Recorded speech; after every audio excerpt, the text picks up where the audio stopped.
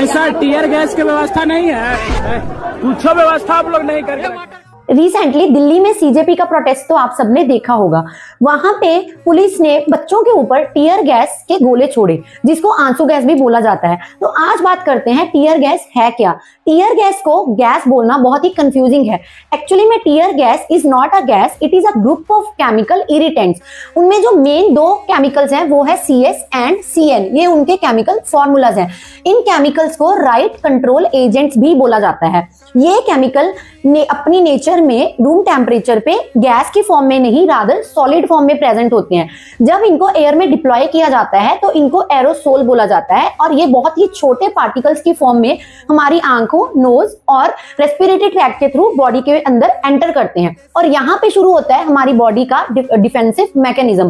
तो क्या होता है, जब ये पार्टिकल हमारी बॉडी में एंटर करते हैं तो बॉडी में हमारे सेंसरी रिसेप्टर जो हैं वो एक्टिवेट हो जाते हैं। इसको थोड़ा और सिंपल लैंग्वेज में समझे तो जैसे हम कोई दवाई खाते हैं सर दर्द की, तो हमारी बॉडी का जो सिग्नल है ब्रेन तक जाता है कि सर दर्द को ही ठीक करना है।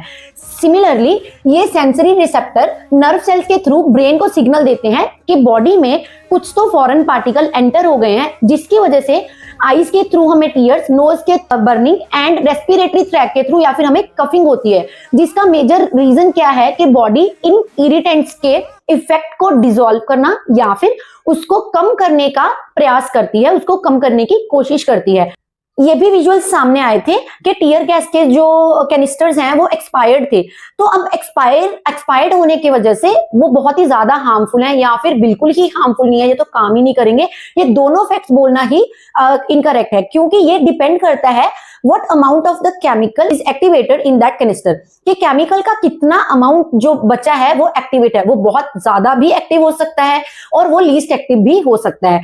तो ये थी टीयर गैस के पीछे की स्टोरी। तो केमिस्ट्री को समझना सिर्फ साइंटिस्ट का काम नहीं है, कभी कभार केमिस्ट्री या फिर साइंस को समझना हमारी सेफ्टी और हेल्थ इफेक्ट्स के लिए भी बहुत जरूरी है। ऐसे और फैक्ट्स और साइंस को जानने के लिए चैनल को फॉलो और सब्सक्राइब जरूर करें। Thank you.